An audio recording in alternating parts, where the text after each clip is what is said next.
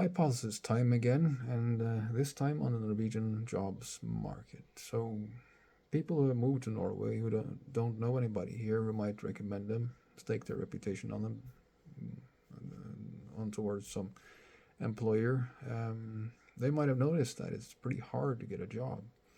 So, here in Norway, if you are an employee, it's really hard to fire you if you worked for a few months for the same employer.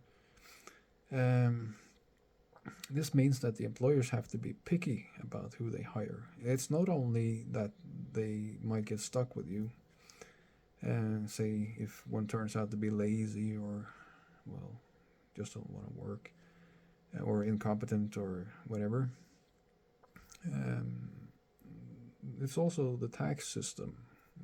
So the employer has to pay a lot more tax than the employee has. So it's both a cost and it could be problem for the employer to employ somebody. In the US, I assume it still might be like that. Um, you just tell somebody that they're fired and there they go. This is not the case in Norway. So if you have a job in Norway, people tend to hold on to them.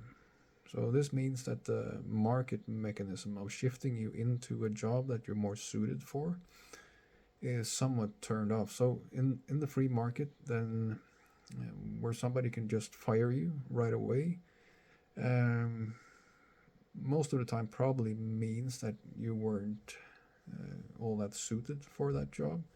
You would probably work better in another type of job. So young people maybe need to go through this process where they're hired and fired a few times until they find that job where they function better and the employer likes them better because of that. And then you get a win-win situation, mutually good situation for the employee and the employer.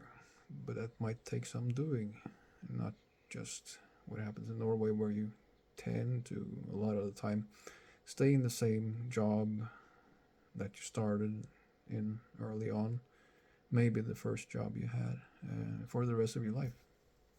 All right, bye for now.